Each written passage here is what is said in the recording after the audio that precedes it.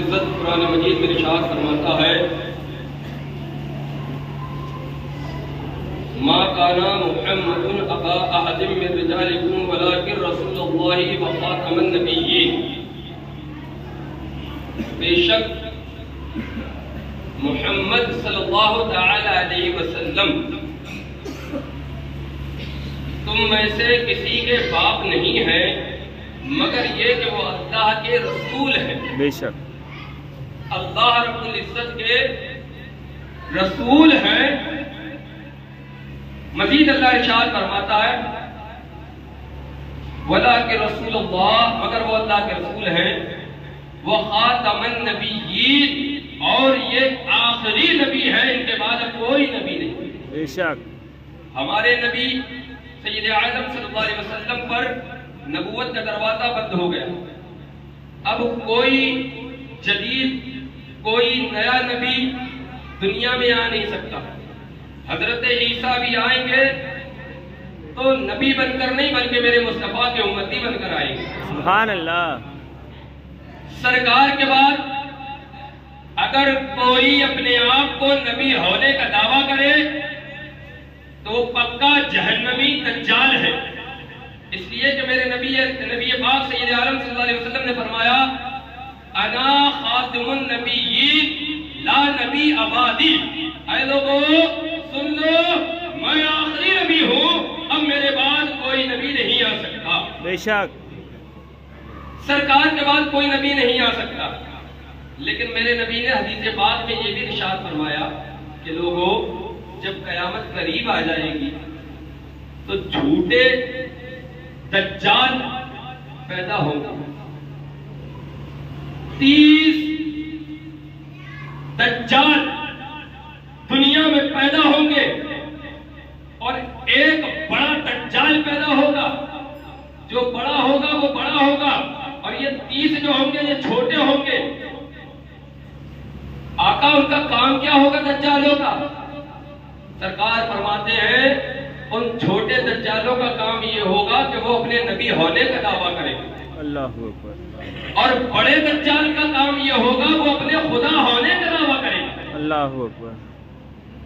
میرے آقا کریم سید عالم نور مجسم صلی اللہ تعالی علیہ وسلم کے ظاہری مثال کے بعد سب سے پہلے جس نے نبوت کا دعویٰ کیا وہ مسیلمہ ابن کذاب نام کا شخص تھا، جس نے نبوت کا دعویٰ کیا اور کہا کہ میں نبی ہوں.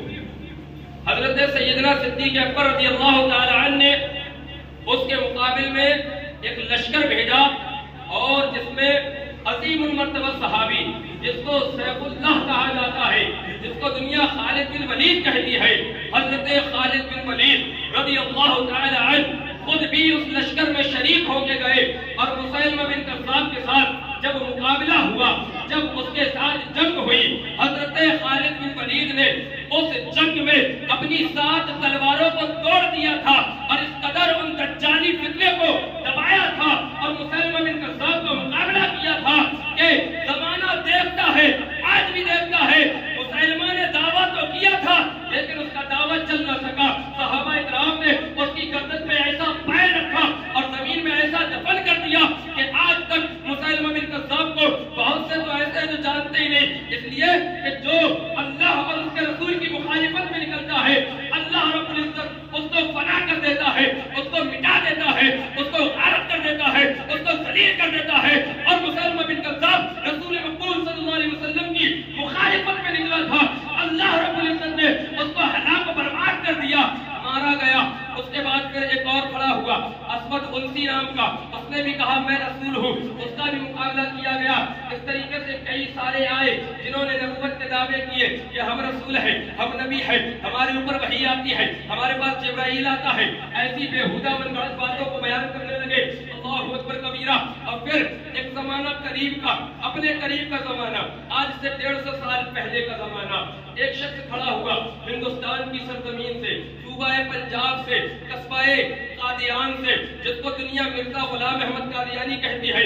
وہ کھڑا ہوا اور کھڑے ہونے کے بعد اس نے بھی یہ دعویٰ کر دیا کہ میں بھی نبی ہوں. معاذ اللہ رب العالمین. معاذ اللہ رب العالمین. کیا کہا کہ میں بھی نبی ہوں. آپ اس کی فوٹو نکال کے دیکھیں یوٹیوب موبائل پر انٹرنیٹ پر پڑی ہوئی ہے اس کی فوٹو، شکل دیکھو گے تو گھن آئے گی. ایک آنکھ سے کاڑا، بھیانک صورت والا، سکھوں جیسی شکل بنانے والا مرزا غلام احمد قادیانی، اس نے کہا کہ میں بھی رسول ہوں، میں بھی نبی ہوں، مجھے بھی نبی مانو. اس دور کے علماء نے، چونکہ یہ علماء جو ہے نا، ان کی ذمہ داری آج کی عوام کیا سمجھتی ہے؟ بس علماء کی ذمہ داری یہ ہے کہ مسجد میں نماز پڑھا لی جائے، کام ہو گیا. بچوں کو مدرسے میں پڑھا لیا جائے، کام ہو گیا. نادانو، تمہیں معلوم ہی نہیں علماء کا مقام کیا ہے، علماء کی ذمہ داری کیا ہے، علماء کی شان کیا ہے. میں ان لوگوں سے کہنا چاہتا ہوں وہ اپنے کانوں سے ٹھیٹیاں نکالیں اور یہ بات میری ذہن میں بیٹھائیں. ذرا غور کرو، اگر علماء ختم ہو جائیں، اگر علماء دنیا سے جو ہے نا اپنا رابطہ ختم کر لے، علماء بھی دنیا میں اتر جائیں، کاروبار میں اتر آئے، دین کو بالکل جو ہے نا چھوڑ دے، پھر بتاؤ دین کو چھوڑنے سے مراد جو وہ ذمہ داریاں اپنے کندھوں پہ لیے ہوئے ہیں ان ذمہ داریوں کو چھوڑ دے. پھر بتاؤ تمہارے گھر میں کوئی مر جائے گا تو تمہارے گھر والے کی نماز جنازہ کون پڑھائے گا؟ ذرا بتاؤ تمہیں جب جماعت سے نماز پڑھنی ہوگی تو پھر کون پڑھائے گا؟ آج تم میں ایسے لوگ نہیں جو کبھی مصلی پہ کھڑے ہو کے نماز پڑھا سکے، تم میں ایسے لوگ نہیں اگر کسی کا باپ مر جائے تو اپنے باپ کی نماز جنازہ پڑھا سکے. ہم میں اور تم میں ایسے لوگ نہیں کہ اگر ان کے گھر کوئی مسئلہ ہو جائے، قرآن کی تلاوت کرنا پڑ جائے تو قرآن کی تلاوت کرنا نہیں آتی. پھر کس منہ سے علماء کی ذات کو لے کے تم کلام کرتے ہو؟ ذرا غور کرو. حضرت سیدنا امام جلال الدین سیوطی رضی اللہ تعالی عنہ کیا فرماتے ہیں؟ آپ فرماتے ہیں اے لوگوں سنو کان کھول کے، جو بندہ دنیا میں رہ کے علماء کی مخالفت کرتا ہے، علماء سے دشمنی کرتا ہے، علماء کی برائی کرتا ہے، علماء سے حسد رکھتا ہے، علماء سے جلن رکھتا ہے، علماء کی پیٹھ پیچھے جو ہے نا اس پر بدے تپڑیاں کیا کرتا ہے، جب وہ مرتا ہے مرنے کے بعد اس کو قبر میں لٹایا جاتا ہے. جب مردے کو قبر میں لٹایا جاتا ہے اس کے چہرے کو کعبے کی طرف کیا جاتا ہے، اس کے چہرے کو پچھم کی طرف کیا جاتا ہے. ہر مرنے والے کو جب قبر میں لٹایا جاتا ہے اس کے چہرے کو قبلے کی طرف کیا جاتا ہے. امام جلال الدین سیوطی فرماتے ہیں، اور جلال الدین سیوطی کوئی عام بندہ نہیں ہے، کوئی چھوٹی سی مسجد کا امام نہیں ہے، بلکہ جلال الدین سیوطی وہ بندہ ہے کہ جس نے 70 مرتبہ جاگتے میں میرے مصطفیٰ کا دیدار کیا. سبحان اللہ، سبحان اللہ. جاگتے ہوئے مصطفیٰ کا دیدار کیا ہے. حضرت جلال الدین سیوطی فرماتے ہیں جو علماء کے دشمن گستاخ ہے مر جائے، قبر میں دفن کر دیا جائے، قبر کھول کے دیکھ لینا ان کا چہرہ پورب سے پچھم سے پھیر کے پورب کی طرف کر دیا جاتا، اللہ اکبر، قبلے کی طرف رخ نہیں رہنے دیا جاتا. علماء کو کیا سمجھتے ہو؟ خالی علماء کی ذمہ داری یہ ہے. جب مرزا اٹھا تھا سمجھے، اس نے کہا تھا میں بھی نبی ہوں. ماشاء اللہ رب العالمین. بتاؤ کون آیا تھا میدان میں جس نے کہا تھا دجال تو جھوٹا ہے، بے شک آخری نبی ہے، بے شک، سبحان اللہ، اس کے بعد کوئی نبی نہیں. بے شک. تو کہاں سے آ گیا کاڑا؟ تو کہاں سے آ گیا؟ میرے مصطفیٰ فرماتے ہیں میرے بعد کوئی نبی نہیں. اگر میرے بعد کوئی نبی ہوتا تو وہ عمر ہوتا. بے شک. میرے بعد کوئی نبی ہے ہی نہیں. جب عمر جیسی شخصیت نبی نہیں ہو سکتی تو سوچ تو جیسا بھدے صورت والا کیسے نبی ہو گئے. بے شک. اس کا رد کس نے کرا تھا؟ اس کا بھاٹا کس نے پھوڑا تھا؟ آج بھی دیکھو قادیانیت پھیل رہی ہے، مرزائی پھیل رہی ہے، اس کا سدباب کون کر رہا ہے؟ مولویوں پہ بھونکنے والوں، علماء کی شان میں بے ادبیاں کرنے والوں، یاد رکھو اگر یہ علماء ختم ہو جائیں تو تمہارے ایمان کے لالے پڑ جائیں گے. لالے تم اپنا ایمان بے شک پاؤ گے. ہاں سمجھے، مرزا کو جس نے چیلنج کیا تھا کہ میں تجھ سے مقابلہ کروں گا اور میں بتاتا ہوں تو جھوٹا ہے میں سچا ہوں، بے شک. کوئی اور نہیں تھا، وقت کا مولوی تھا جس کو دنیا حضرت سیدنا پیر مہر علی شاہ کہتی ہے. مرزا نے کہا مناظرہ ہوگا، میں ثابت کروں گا میں نبی ہوں. حضرت سیدنا پیر مہر علی شاہ رضی اللہ عنہ کہتے ہیں دیکھ تو کہتا ہے نبی ہونا تو ثابت کرے گا، میں ثابت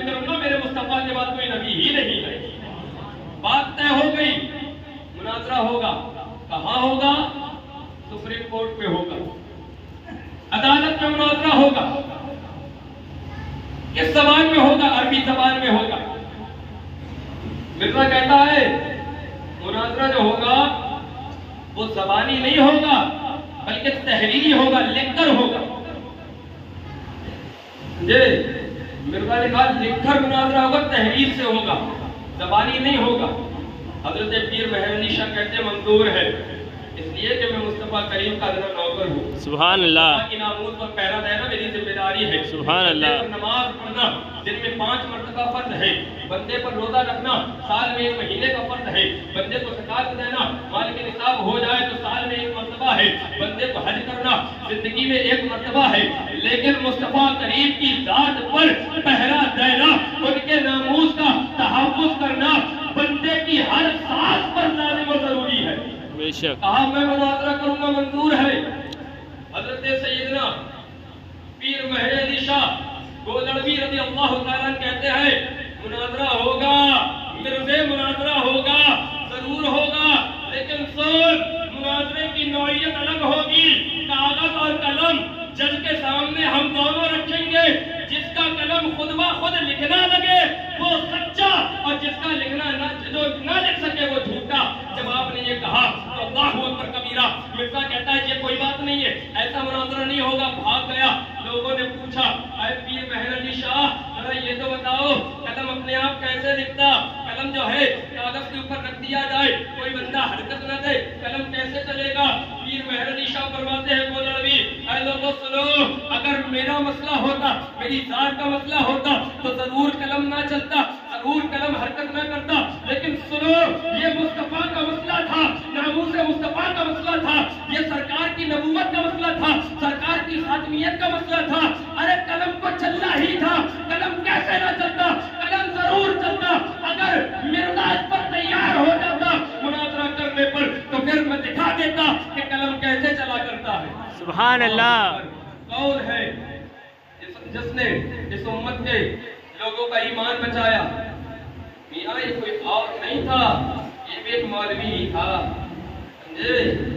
جب انگریزی فتنہ اٹھا، سمجھے، جب مصطفیٰ کریم کی ذات والا صفات میں عیب نکالنے لگے، کہنے لگے نبی کو تو کوئی اختیار ہی نہیں، نبی تو کچھ کر ہی نہیں سکتے، نبی تو کچھ دے ہی نہیں سکتے، نبی کے مزار پہ جانا ناجائز و حرام۔ جب اس طریقے سے غلاظتیں اگلنے لگے اس دور میں سمجھے جس نے تمہارے ایمان و عقیدے کو بچایا اس ذات کا نام امام احمد رضا ہے، اور وہ کوئی عام بندہ نہیں تھا، وہ بھی ایک اپنے وقت کا عالم تھا، وہ بھی مولوی تھا، وہ بھی مفتی تھا۔ اور تو کرو جب تمہارے درمیان اکبر نے دین الہی چلایا تھا، دین الہی کو فروغ دیا، جس میں تمام مذاہب کو جمع کر دیا، جس نے مسلمانوں کو غیر مسلموں سے شادی کرنے کی اجازت دے دی، اکبر نے دین الہی چلایا۔ اس دین الہی کا قلعہ کما کرنے والا، اس دین الہی کی تابوت میں آخری کیل ٹھوکنے والا کوئی جو ہے نا چلتا پھرتا آدمی نہیں تھا، وہ بھی اپنے وقت کا مولوی تھا، جس کو دنیا مجدد الفیصانی امام ربانی شیخ احمد فاروقی سرہندی کہتی ہے ذرا غور تو کر پیارے، تیرے ایمان کو بچانے والے، تیرے عقیدے کی تحفظ کرنے والے، تیرے درمیان مصطفیٰ کے محبت کے جام پیش کرنے والے یہ علماء ہے، یہ صالحین ہے، یہ علماء ربانین ہے۔ آج تو بڑی دلیری سے اعتراض کر دیتا ہے، بڑی دلیری سے تو ان کی شان میں بے ادبیاں کرتا ہے۔ سن لو میرے آقا فرماتے ہیں حدیث مبارکہ میں، آقا فرماتے ہیں جو بندہ عالم سے دشمنی رکھتا ہے، کس سے؟ عالم سے، دور سے بولو، عالم سے، عالم سے۔ آقا فرماتے ہیں علیہ السلام اللہ تعالیٰ اس پہ 3 مصیبتیں نازل فرماتا ہے۔ اللہ کتنی؟ 3 کتنی؟ 3 مصیبتیں۔ پہلی مصیبت تو یہ کہ اس کے رزق سے برکت ختم ہو جاتی ہے۔ اللہ دوسری مصیبت یہ کہ اس کے اوپر ظالم بادشاہ مسلط کر دیا جاتا ہے، اور تیسری اور سب سے بھیانک مصیبت یہ کہ جب مرتا ہے تو ایمان چھین لیا جاتا ہے۔ اب ذرا غور کر، تو دنیا میں اپنے آپ کو حاجی بھی کہا، نمازی بھی کہا، پرہیزگار بھی کہا، متقی بھی کہا، عبادت گزار بھی کہا، صدقہ و خیرات کرنے والا بھی کہا۔ تو نے اپنے چہرے کو داڑھی سے بھی سجایا، اپنے سر کو ٹوپی اور امامے سے بھی سجایا، تو نے اپنے بدن پہ جبہ اور کرتا بھی پہنا، لیکن تو علماء کی بغض اور حسد میں مر گیا، تیرے مرتے وقت تجھ سے ایمان چھین لیا گیا۔ اب بتا تیرا آخرت میں کیا بنے گا؟ کچھ نہیں، بتا کیا بنے گا؟ کسے لائے گا ڈھونڈ کے جو تیری شفاعت کرے؟ اس لیے قیامت میں جو شفاعت ہوگی وہ ایمان والوں کی ہوگی، بے شک، ایمان والوں کے مددگار۔ اللہ قرآن میں فرماتا بہت سارے ہیں، بے ایمانوں کے مددگار کوئی بھی نہیں۔ اب فیصلہ کر لو تمہیں کیا بننا ہے، کیا رہنا ہے۔ یہ ایک نالج جنرل بات ہے، سمجھے؟ آج یہ معاملہ چل رہا ہے، آج یہ دور چل رہا ہے، سمجھے؟ اس دور پرفتن میں اپنے ایمان و عقیدے کی حفاظت کرو میاں۔ یاد رکھو سب سے عظیم نعمت، سب سے عظیم سرمایہ ایمان ہے۔ اگر ایمان ہے تو سب کچھ ہے، ایمان نہیں تو کچھ بھی نہیں۔ دنیا میں آنا فضول ہوا۔ میرے آقا سیدی اعلیٰ حضرت امام اہل سنت مجدد دین و ملت الشار امام محمد رضا فاضل بریلوی رضی اللہ تعالی عنہ فرماتے ہیں، حبیبی یا رسول اللہ علیہ السلام، زمین و زمان تمہارے لیے، مکین و مکہ تمہارے لیے، چنین و چنا تمہارے لیے، بنے دو جہاں تمہارے لیے، ذہن میں زبا تمہارے لیے، بدن میں ہے جان تمہارے لیے، ہم آئے یہاں تمہارے لیے، اٹھے بھی وہاں تمہارے لیے۔ سبحان اللہ۔ میں نے شروع میں نعت پاک کے چند اشعار جو پیش کیے ہیں نا، اسی کی تھوڑی سی تشریح میں آپ کے سامنے کر دوں، آپ کو پتہ چلے گا مصطفیٰ کریم سید عالم صلی اللہ علیہ وسلم کی محبت ہی جان ایمان ہے۔ سرکار سے پیار نہیں تو پھر کچھ بھی نہیں، نمازیں بھی بیکار ہے، روزے بیکار ہے، سجدے بیکار ہے، زکات دینا بیکار ہے، حج کرنا بیکار ہے، تمام نیکیاں فضول ہیں اگر دل میں عشق مصطفیٰ نہیں، اور دل میں عشق مصطفیٰ ہے۔ پیارے یاد رکھو، اگر گناہگار بھی ہوگے، خطا کار بھی ہوگے، سیاہ کار بھی ہوگے، بدکار بھی ہوگے، لیکن ایمان کے ساتھ دنیا سے جاؤ گے تو پھر تمہارا بیڑا پار ہو ہی جائے گا۔ اگر ایمان کے ساتھ دنیا سے گئے، ایمان بچاؤ، اپنا عقیدہ مضبوط کرو۔ جن بزرگوں نے ہمارے ایمان کی حفاظت کی، جن بزرگوں نے ہمارے ایمان کو تحفظ بخشا، اگر ہم ان کی جناب میں بولتے ہیں تو سنو، ہم ان کی جناب میں نہیں بول رہے، ہم تو مصطفیٰ کریم کی جناب میں بول رہے ہیں۔ اور جو مصطفیٰ کریم کی جناب میں بولے نا، یاد رکھو کوئی کتنا بڑا ہو جائے، کتنا بڑا ہو جائے، اللہ رب العزت اس کو سیدھے جہنم میں ہی پھینکے گا۔ اس لیے کہ رب تعالیٰ نے یہ فرما دیا، محبوب جو تیرا ہے وہ میرا ہے، جو تیرا نہیں وہ میرا نہیں۔ جو محبوب کا ہے وہ رب کا ہے۔ سرکار کی محبت دل میں بتاؤ، اسی میں فلاح ہے، اسی میں کامیابی ہے، اسی میں کامرانی ہے۔ سمجھے؟ دنیا فانی ہے، مر کے چلے جاؤ گے۔ سمجھے؟ زبان ایک ایسی چیز ہے کہ یہ چاہے تو کسی کو ہنسا دے اور چاہے تو کسی کو رلا دے۔ یہی زبان ہے جس سے لوگوں کی تعظیم بھی کی جاتی ہے، یہی وہ زبان ہے جس سے لوگوں کی تذلیل بھی کی جاتی ہے۔ اس لیے یہ دیکھا کرو کہ ہم کس کی جناب میں بول رہے ہیں، کس کی شان میں بات کر رہے ہیں۔ میاں کوئی اگر غیرت مند اولاد ہو تو وہ اپنے ابا کی توہین برداشت نہیں کرتی، سمجھے؟ تو ہم تو اپنے نبی کے غیرت مند امتی ہیں، ہم اپنے نبی اور اپنے نبی کے غلاموں کی جناب میں بھدے الفاظ کیسے برداشت کر لیں؟ ہم سے برداشت نہیں ہوگا۔ ہاں، کسی کو لگتی ہے بری تو لگتی رہے، ہم وہ کہیں گے جو ہمارا دین ہمیں سکھاتا ہے، جو ہمارا دین ہمیں بتاتا ہے وہ کہیں گے۔ ہم یہ نہیں دیکھیں گے توہین کرنے والا میرا باپ ہے، توہین کرنے والا میرا چچا ہے، توہین کرنے والا میرا بھائی ہے، توہین کرنے والا میرا بیٹا ہے۔ اگر وہ اللہ والوں کی شان میں بے ادبی کرے گا تو ہم اس کو اپنے سینے سے ایسے نکال کے پھینک دیں گے جیسے آٹے میں سے بال نکال کے پھینکا جائے۔ کیونکہ ہماری آخرت کی ساری کمائی تو یہی ہے، سارا سرمایہ تو یہی ہے۔ بروز قیامت اللہ قرآن میں فرماتا بھائی بھائی سے بھاگے گا، ماں بچوں سے بھاگے گی، اولاد سے بچے دور بھاگیں گے، اولاد باپ سے دور بھاگے گی، بچے ماں باپ سے دور بھاگیں گے، کوئی کسی کا نہیں ہوگا، لیکن چند ذاتیں، چند شخصیات ایسی ہوں گی جن کو اللہ تعالیٰ یہ شان عطا فرمائے گا کہ لوگ ان کے دامن کرم میں جائیں گے تو وہ اپنے دامن میں چھپائیں گے۔ ہاں، کیونکہ غوث اعظم، پیروں کے پیر، روشن ضمیر سیدنا بڑے پیر دستگیر شہنشاہ بغداد غوث پاک رضی اللہ تعالیٰ فرماتے ہیں مریدی لا تخف اللہ ربی عطانی رفعتن ذل منالی، اے میرے مرید تو گھبرانا نہیں، تو پریشان نہ ہونا، اس لیے کہ تو میرا غلام ہے اور میں اللہ کا بندہ ہوں۔ سبحان اللہ۔ جی میرے غوث اعظم رضی اللہ تعالیٰ عنہ بیٹھے ہوئے تھے، لوگوں نے پوچھا حضور آپ کے مریدوں میں گناہگار ہیں، خطاکار ہیں، سیاہکار ہیں، اور آپ کے مریدوں میں نیکوکار ہیں، اولیاء ہیں، ابدال ہیں، قطب ہیں، اوتاد ہیں، افراد ہیں، صوفیاء ہیں، ذرا بتاؤ تو صحیح جو اچھے ہیں ان کا کیا بنے گا، جو برے ہیں ان کا کیا بنے گا؟ میرے آقا سیدنا غوث اعظم فرماتے ہیں اے میرے پوچھنے والے، اے بندے سن، جو برے ہیں وہ عبد القادر کی چادر کرم میں ہوں گے، اور جو اچھے ہیں وہ عبد القادر کے ساتھ ہوں گے۔ سبحان اللہ۔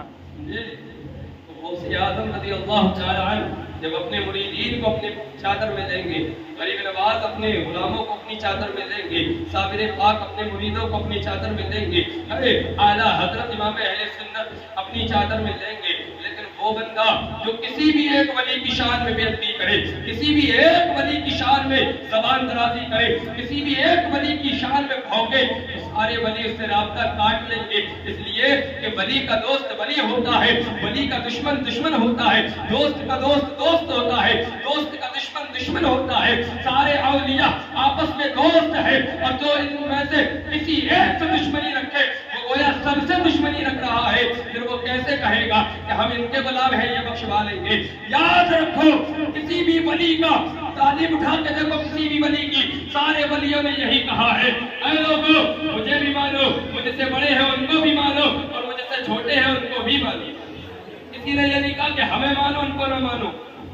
سارے اولیاء کی تاریخ، سارے اولیاء کی سیرت اٹھاؤ، سب نے یہی کہا ہے، لہذا اپنے اوپر رحم کھاؤ، رحم اپنے اوپر رحم کھاؤ، ہمارا کام ہے آپ تک بات کو پہنچانا، عمل کرو گے فائدہ آپ کا ہے، نہیں کرو گے ہمارا کوئی نقصان نہیں، نہ ہمارا نقصان نہ ہمارے باپ کا نقصان، عمل کرو گے فائدہ آپ کو ہوگا، اس کا فائدہ آپ کو دنیا میں بھی ملے گا، قبر میں بھی ملے گا، آخرت میں بھی ملے گا، اور عمل نہیں کرو گے تو پچھتاؤ گے، پھر جب انتقال ہو جائے گا نا، مر جاؤ گے، پھر کہو گے کہ ہاں اس وقت نصیحت ہوتی تھی، اگر مان لیتے تو آج بچ جاتے، اس وقت پھر افسوس کرنے سے کچھ نہیں ہوگا میاں، ابھی افسوس کا موقع ہے، ابھی جو ہے نا راہ راست کرانے کا موقع ہے، لہذا اپنے نبی پاک سید عالم صلی اللہ علیہ وسلم کی سچی غلامی میں رہو، ہے نا، اپنے نبی کو آخری نبی مانو، اپنے نبی کے بعد کوئی نبی نہیں آ سکتا، یہ دین کی جڑ ہے، دین میں سے یہ ہے، اگر کوئی بندہ اس کا انکار کرے مسلمان ہی نہیں رہ سکتا، لہذا یہ اپنے ذہنوں میں بیٹھا لو،